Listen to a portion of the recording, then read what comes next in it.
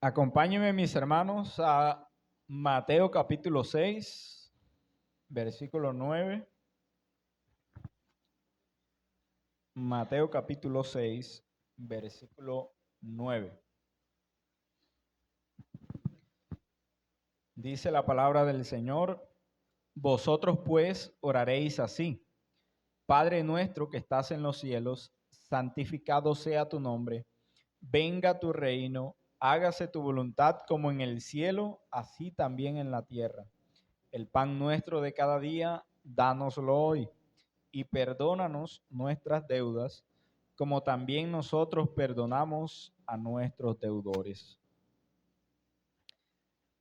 Mis hermanos, estamos teniendo nuestros sermones mediante una serie y nos encontramos en el Padre Nuestro, en esta oración modelo que nos ha dado nuestro Señor Jesucristo.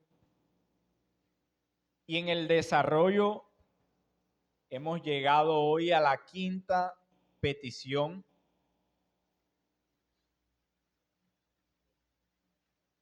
Estamos en la quinta petición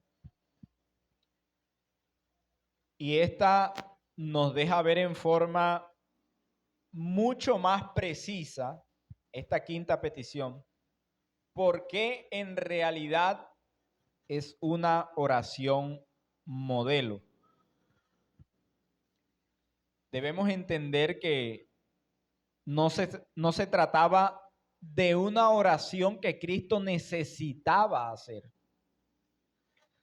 sino que Él estaba motivándonos, enseñándonos a nosotros a cómo debemos orar.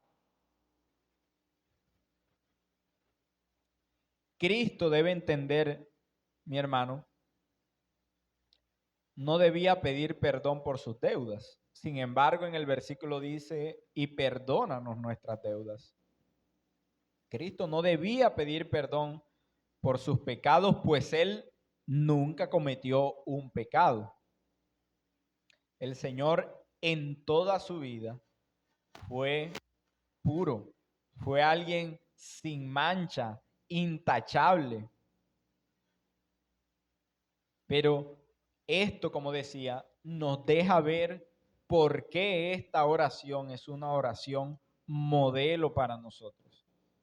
Porque Cristo se expresa como alguien que necesita ser perdonado, y ese no es su caso, ese es nuestro caso.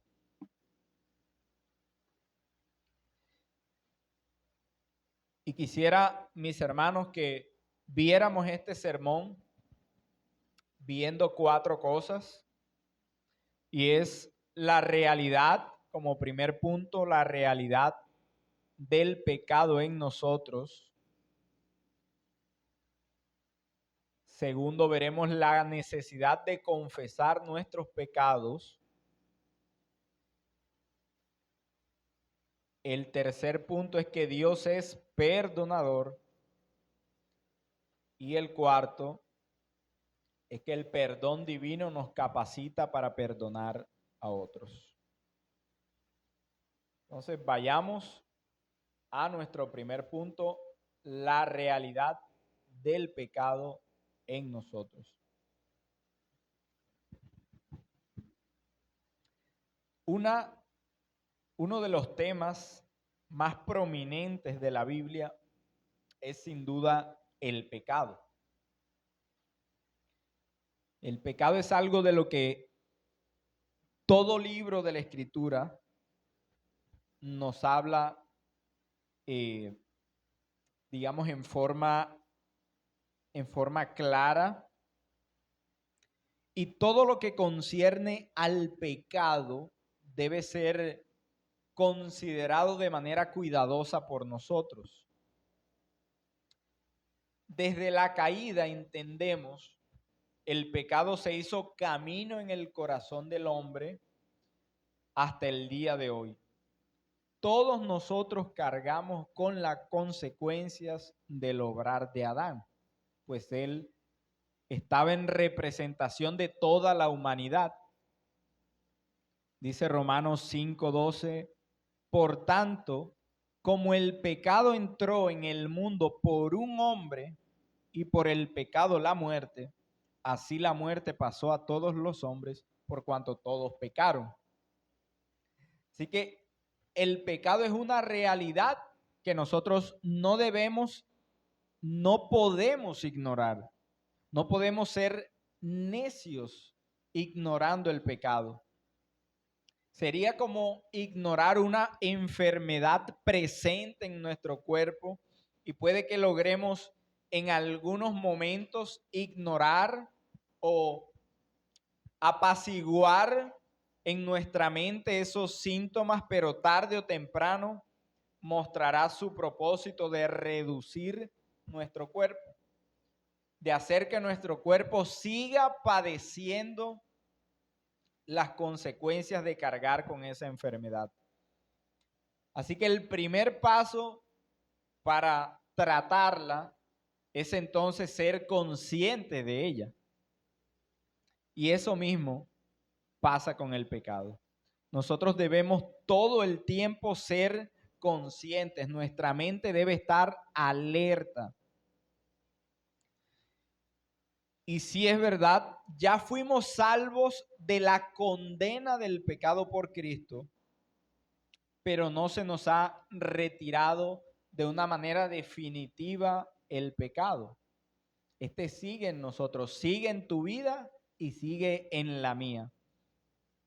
Y de hecho, mis hermanos, vamos a ver en la Escritura que una evidencia de verdadera conversión es esa convicción del pecado. Es esa conciencia de que el mal aún mora en nosotros. Mire cómo dice Pablo. Y yo sé que en mí, esto es, en mi carne, no mora el bien, porque el querer el bien está en mí, pero no el hacerlo. Y usted creo que estará de acuerdo conmigo en considerar al apóstol Pablo como un hombre muy piadoso. Y ese hombre piadoso es el que expresa estas palabras. El pecado mora en mí. Y nadie se puede cuidar de aquello que ignora. Nadie puede estar alerta de aquello que no está viendo, que está ignorando. El que tiene enemigos camina con cuidado, sigilosamente, viendo que no lo embosquen. Se cuida de no dar la espalda. Bueno, el creyente debe saber que el pecado es una realidad y que necesita cuidarse de él en todo momento. Y podemos afirmar que aquel que desconoce su pecado, que aquel que lo ignora, que aquel que lo minimiza, en realidad piensa demasiado alto de sí mismo. Y ese es una persona que no podrá batallar contra el mal que aún mora en él. Porque ignorar el pecado, ignorar su enfermedad, no le permitirá darle el trato apropiado. Así que mi hermano, ¿cómo pudieras tú pedir ayuda al Señor si tú desconoces el pecado? Si tú no puedes reconocer tu pecado, ¿cómo clamarás por ayuda frente a ese pecado? Y así como dijimos y como la Escritura nos enseña, que esa convicción de pecado es una evidencia de un corazón transformado, de una nueva vida. Bueno, la falta de conciencia del pecado, la ignorancia del pecado, es una evidencia normalmente de un corazón no regenerado, de uno que no ha conocido al Señor, de uno que no ha creído a su palabra. Mire cómo lo dice Primera de Juan 1. desde el versículo 8. Si decimos que no tenemos pecado, nos engañamos a nosotros mismos y la verdad no está en nosotros. Si confesamos nuestros pecados, Él es fiel y justo para perdonar nuestros pecados y limpiarnos de toda maldad. Si decimos que no hemos pecado, le hacemos a Él mentiroso y su palabra no está en nosotros. Así que si hay algo que no podemos hacer con el pecado es ignorarlo. Debemos aún pedir al Señor que nos ayude a conocer nuestra alma, que abra nuestros ojos a nuestro pecado.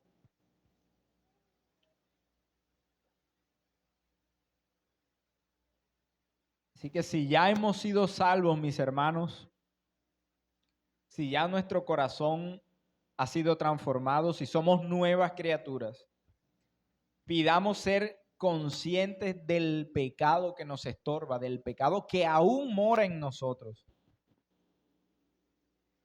Y si alguien entre nosotros no puede reconocer su pecado, no lo ve con claridad, entonces debe rogar a Dios para que su espíritu traiga esa convicción de pecado que solamente Él puede dar. Una razón más por la que no debemos ignorar el pecado, mis hermanos, es por sus consecuencias. Aun cuando ya dijimos y entendemos somos salvos, es verdad, nada nos puede robar esa salvación que Cristo ganó para nosotros. Las consecuencias del pecado siempre serán nefastas, aún en el creyente en su paso por este mundo. Las consecuencias del pecado serán nefastas. No os engañéis. Dios no puede ser burlado, pues todo lo que el hombre sembrare, eso también segará. Porque el que siembra para su carne, de la carne segará corrupción, mas el que siembra para el Espíritu, del Espíritu segará vida eterna.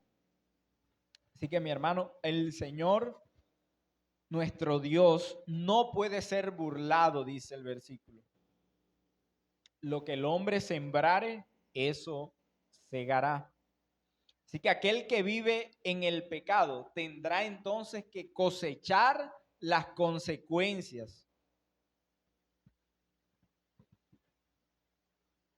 Dios no ignora nuestro pecado y no hay forma en que lo podamos esconder de él, mis hermanos. Y finalmente, en este primer punto, debemos decir también que nuestro pecado estorba nuestra comunión con Dios.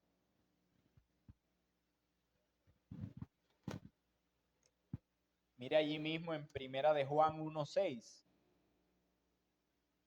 Si decimos que tenemos comunión con Él y andamos en tinieblas, mentimos y no practicamos la verdad. O sea, la comunión con Dios y el andar en tinieblas no es algo compatible. Y el Salmo 66:18 dice, si en mi corazón hubiese yo mirado a la iniquidad, el Señor no me habría escuchado.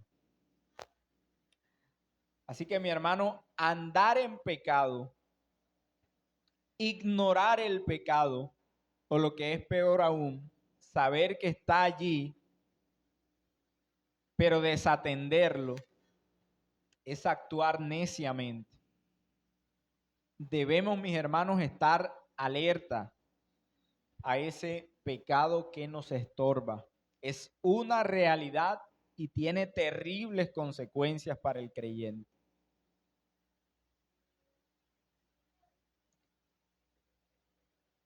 Pero decíamos también que esta quinta petición nos muestra lo que es nuestro segundo punto, la necesidad de confesar nuestros pecados.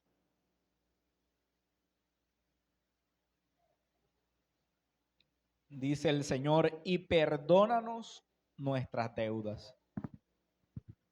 Así que el pecado es descrito como eso, como una deuda. O se salda o se perdona. Y creo que todos entendemos que no tenemos lo necesario para pagar esa deuda por el pecado. Y más aún, sabiendo que esta deuda se acrecienta cada día. Porque cada día pecamos. Isaías 31 dice que agregamos pecado a nuestros pecados.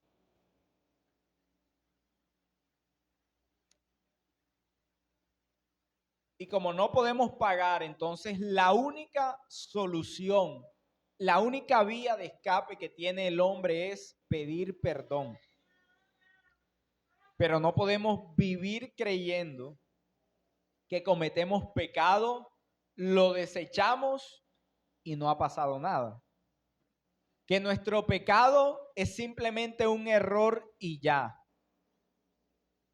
Como si se tratase de algo que el Señor no ve. Mi hermano, es una urgencia, esa es la forma en que debemos verlo, es una urgencia que nosotros confesemos nuestros pecados, que nosotros vayamos delante de Dios a confesar nuestro pecado, que primero seamos conscientes de él, pero que al serlo no pensemos simplemente, bueno, está allí, no, sino que debemos ir delante del Señor y confesarlo. Y mírelo bien, los niños hacen travesuras. Y cuando un niño hace travesuras, es necesario que el padre le diga lo que está bien, que el padre lo corrija y que si cabe el momento el niño deba, digamos, disculparse o deba hacer alguna otra cosa. Eso lo hace un padre con sus hijos. Bueno, por momentos nosotros nos permitimos actuar como niños, pecando y creyendo que no debemos confesar y rogar por perdón. Bueno, cometí tal pecado, pero ya pasará. No, mis hermanos, debemos ir al Señor y pedir perdón. David cayó su pecado hasta que vino el profeta delante de él.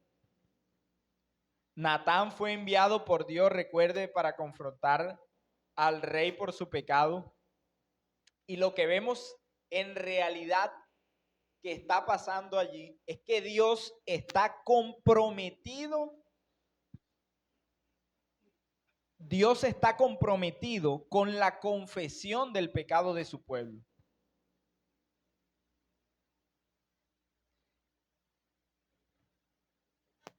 Es en realidad, mi hermano, falta de sabiduría actuar como si en nosotros hubiera una espiritualidad mayor a nuestros hermanos. Eso es en realidad una falta de sabiduría. Y eso en realidad lo que hace es impedir que los demás puedan conocernos bien, que los demás sepan con qué luchamos. Todos somos pecadores, mi hermano, por lo tanto, todos tenemos la necesidad de confesar y pretender mostrarnos en superioridad espiritual a los demás. Es como enviar el mensaje, bueno, tú tienes que confesarte, pero yo en realidad no, yo estoy un peldaño más arriba o varios peldaños más arriba. Y decíamos que al ser esta una oración modelo que el Señor nos enseña y al ser nuestro pecado constante, entonces naturalmente, lógicamente, nuestra confesión debe ser constante. Es una necesidad igualmente constante el confesarnos delante de Dios.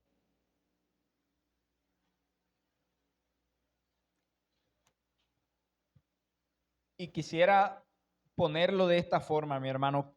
¿Qué te hace falta hoy en tu vida, digamos, natural, no en cosas espirituales, sino, por ejemplo, en tu hogar? ¿Qué te tiene intranquilo? Algo que haga falta en tu hogar, en tu profesión, en tu trabajo. ¿Qué hace falta para los tuyos? ¿Qué herramientas te hacen falta para que puedas hacer bien tu trabajo, para que puedas desempeñarte apropiadamente? Y estoy muy seguro de que esas cosas que acabo de mencionar son importantes para ti, son vitales en tu desarrollo, en tu familia o en tu empleo, pero debes considerar la confesión de tu pecado como una necesidad mayor a estas cosas, como algo que tiene mayor prioridad. ¿Lo de este mundo es importante? Sí. ¿Tiene su lugar? Sí, pero tu necesidad de pedir perdón al Señor es mucho mayor. La necesidad de confesarte es diaria, es constante. Tú puedes descansar de muchos afanes de este mundo algunos días. Tú todos los días no estás pensando o en la enfermedad o que te hace falta algo. Hay días en los que en realidad puedes descansar de ello. Pero mi hermano, todos los días debes rogar a Dios y confesar a Dios tu pecado. Todos los días. Y qué terrible es que el domingo sea el único momento en que un creyente confiesa sus pecados. Qué triste sería eso en realidad. Así que Dios quiera que nuestro anhelo de confesarle nuestro pecado sea mayor que la prontitud que tenemos nosotros para buscar las cosas en este mundo. Si no confesamos nuestros pecados, estamos entonces encubriendo nuestro pecado. Dice el Salmo 32:5, mi pecado te declaré y no encubrí mi iniquidad.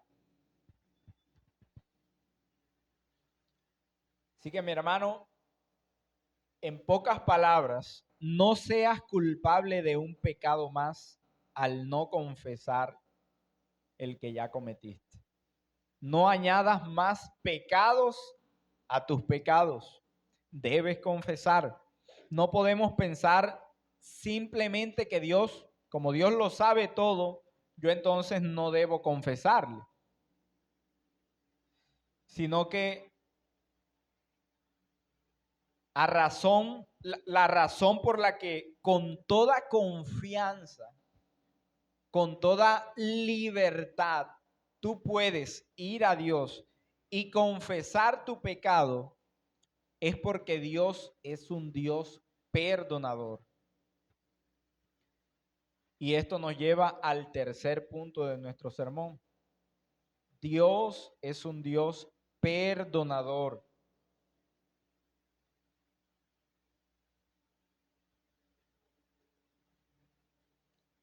Entonces decíamos primero que el mal está en nosotros, el mal está en mí, el mal está en ti. Y decíamos que debemos confesar ese pecado, que es una necesidad también. Pero ahora vemos acá que Dios es perdonador de ese pecado que confesamos.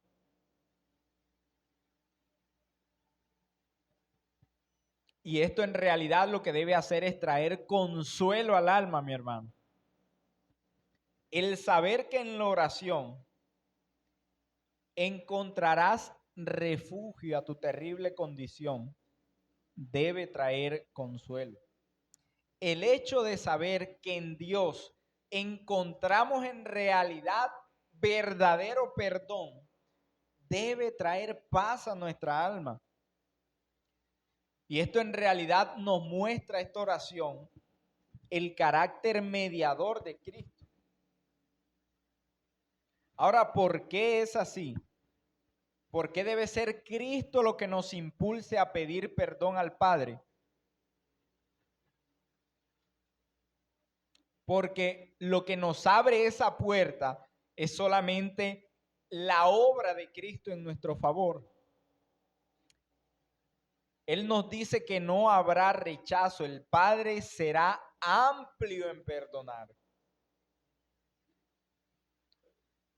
Pero si andamos en luz, dice Primera de Juan 1:7, tenemos como Él, pero si andamos en luz como Él está en luz, tenemos comunión unos con otros y la sangre de Jesucristo, su Hijo, nos limpia de todo pecado. Versículo 9.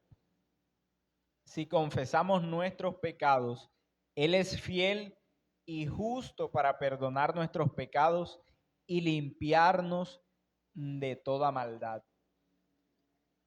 Entonces, mi hermano, podemos ir confiados, podemos ir descansados a nuestro Padre y confesar nuestro pecado, porque no es en razón a que nosotros nos acercamos y confesamos, sino en razón a Cristo y a su obra.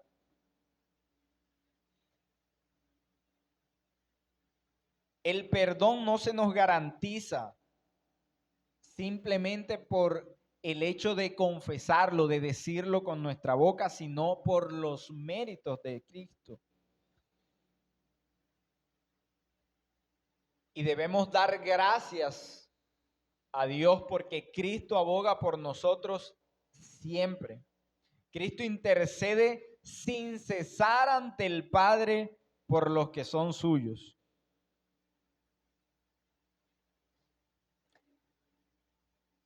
Así que qué bueno es, mi hermano, saber que no seremos rechazados, sino que Dios espera nuestra confesión para perdonarnos. Como cual padre que sabe que su hijo ha errado, que su hijo ha fallado, que se ha equivocado y espera que venga al seno del hogar a confesar su maldad para ser recibido en amor. Bueno, tal es y mayor el amor de Dios que espera por los suyos, porque Él en realidad conoce todas las cosas. Pero Cristo ha dicho que debemos ir y rogar por perdón, porque lo hallaremos perdón.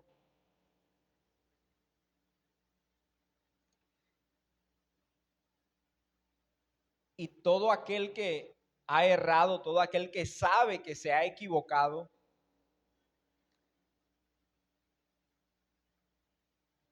creo que usted está de acuerdo conmigo en decir que desearía ser recibido con misericordia cuando falla. Es decir, cuando yo me equivoco, cuando yo peco, cuando yo ofendo, yo espero que esa persona o esas personas me traten con misericordia. Pero mi hermano, la realidad es que con los hombres no siempre es así.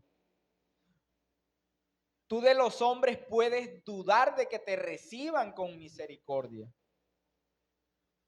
Puedes dudar de que te traten con paciencia cuando tú fallas. De los hombres puedes dudar, pero con el Señor tienes la certeza de que aún en tus más viles pecados, su trato, por muy duro que parezca, será tierno para ti, será dulce. Y aún, mi hermano, cuando tengas que lidiar con las consecuencias del pecado luego, sabes que en el trato del Señor estarás bien. En el trato del Señor, en sus manos, tú estarás bien.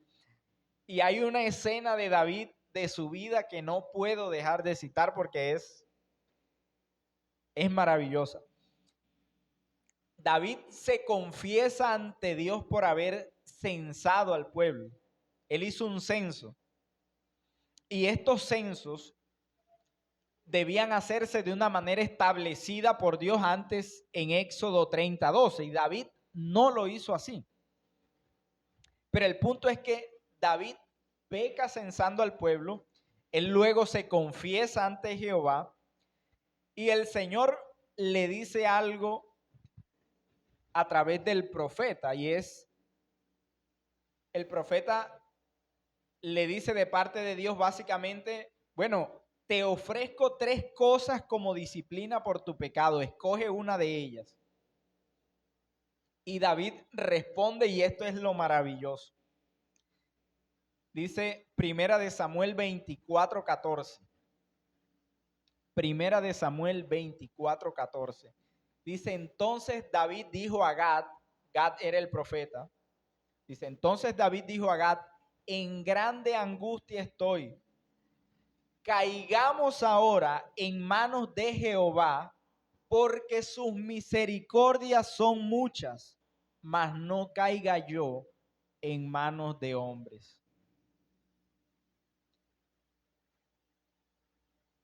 Dice, caigamos ahora en manos de Jehová, porque sus misericordias son muchas. Es decir, no importa, está diciendo David, que la disciplina venga del Señor. Lo importante es estar en Él. Lo importante es ser tratado por Él. ¿Por qué? Porque sus misericordias son muchas.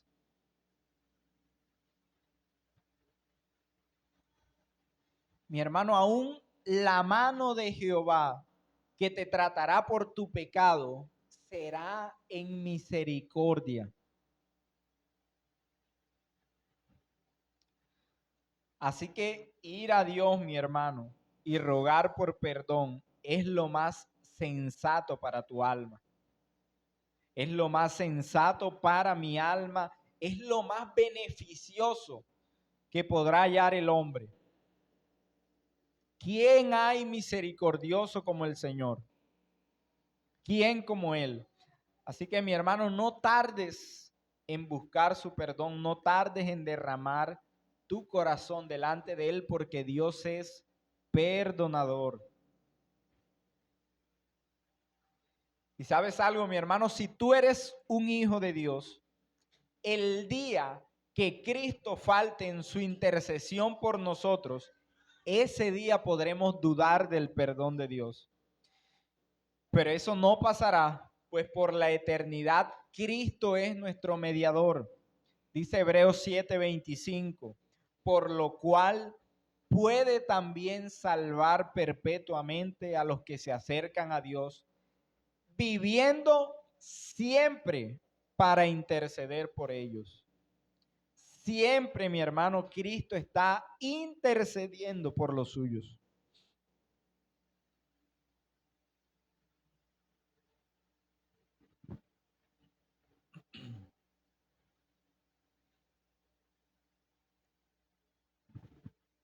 Nuestra deuda ha sido cancelada, mis hermanos, y quien pagó por ella, quien asumió esa deuda, está todo el tiempo intercediendo en nuestro favor. Y aunque muchas veces, como ya lo hemos mencionado, tú tengas que cargar con las consecuencias, con los resultados de tu pecado aquí en la tierra, ya no hay condenación para ti. No hay condenación. Ahora pues, ninguna condenación hay para los que están en Cristo Jesús. Romanos 8:18. Así que mi hermano, qué bueno es eso. Qué bueno es recordar eso a diario. Que aun cuando los hombres puedan no ser misericordiosos, que aun cuando los hombres puedan negarte su perdón, al venir a Dios y confesar tu pecado, serás perdonado. Serás perdonado. Así que recordemos eso siempre y no lo olvidemos. Y finalmente, mis hermanos, el perdón divino nos capacita para perdonar a otros. Mateo 6:12, y perdónanos nuestras deudas, como también nosotros perdonamos a nuestros deudores.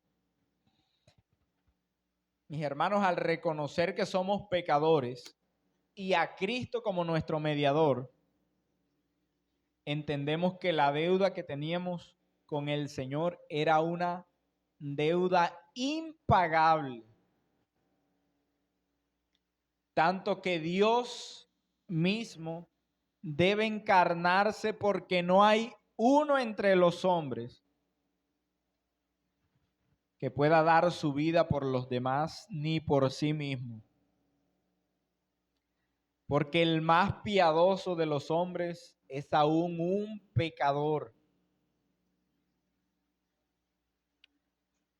Y entender entonces que hemos sido perdonados debe ser motivo suficiente para que nosotros perdonemos a los demás.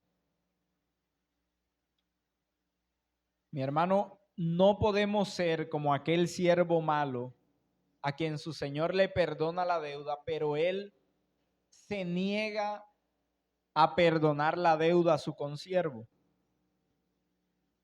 Entonces, llamándole su señor, le dijo: siervo malvado, toda aquella deuda te perdoné porque me rogaste. ¿No debías tú también tener misericordia de tu consiervo, como yo tuve misericordia de ti? Entonces su señor, enojado, le entregó a los verdugos hasta que pagase todo lo que le debía. Así también el Padre Celestial hará con vosotros si no perdonáis de todo corazón cada uno a su hermano sus ofensas. Mi hermano, no se trata de que perdonemos para ganarnos el perdón de Dios. Nosotros no podemos ganarnos el perdón, porque Dios nos perdonó lo que no teníamos manera de pagar. Y esto debe ser motivo suficiente. Debe ser motivo suficiente para que nosotros perdonemos las ofensas a los demás. El perdón que hemos recibido, no lo hemos recibido para que lo apreciemos y lo guardemos solamente para nosotros. Y en realidad nos vamos a dar cuenta, y creo que ya usted lo habrá notado, que en medio de nuestras relaciones con nuestros hermanos vamos a ofender todo el tiempo y nos van a ofender todo el tiempo.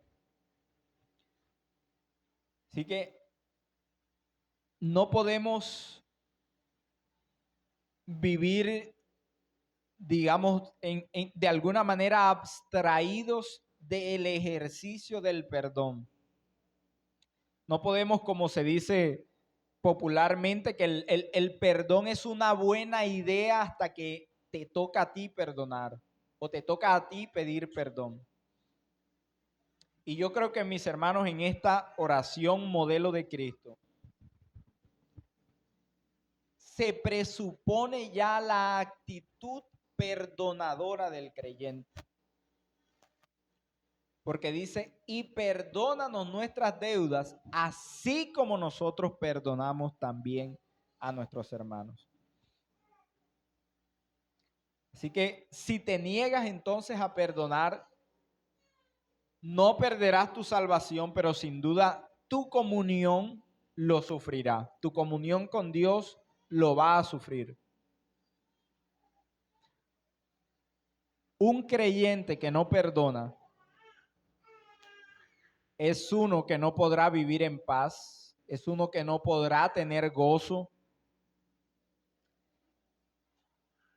Y mi hermano, con temor debemos decir, con mucho temor debemos decir, que quien está tranquilo en su falta de perdón es porque tal vez no ha conocido el perdón divino. Quizá es porque ese que no quiere perdonar no ha recibido la gracia del perdón divino. Así que mis hermanos, concluimos entonces que al orar debemos reconocer que somos pecadores. Por lo tanto, debemos confesar nuestro pecado, entendiendo que el Señor es amplio en perdonar, que Él es misericordioso y que en razón a eso, a lo que ya nos fue perdonado a nosotros, debemos hallar motivación suficiente para que perdonemos a nuestros semejantes. Así que mis hermanos, que el Señor nos ayude entonces a vivir en el ejercicio de perdonar, de conocer nuestro pecado y de confesarlo delante del Señor. Oremos una vez más. Bendito Dios, glorioso Señor, grande es tu nombre y preciosa es tu palabra, Señor, al poder ver cómo esta oración modelo nos guía en una necesidad tan grande que tenemos, como es pedir perdón por nuestros pecados y como es también perdonar a nuestros semejantes. Padre, todo el tiempo estamos pecando, así que todo el tiempo debemos confesarte. Todo el tiempo pecamos, Señor, contra los demás. Todo el tiempo pecan contra nosotros, así que también debemos perdonar. Guíanos, Señor, danos un corazón así, un corazón que entienda la gran deuda que nos has perdonado, para que de ninguna manera cerremos nuestro corazón para perdonar a los demás, sino que entendiendo la gravedad de nuestro pecado, veamos las ofensas contra nosotros como cosa pequeña en comparación con nuestro pecado contra ti. Padre, sé glorificado, sé alabado, sé honrado en los méritos de Cristo Jesús. Amén y amén.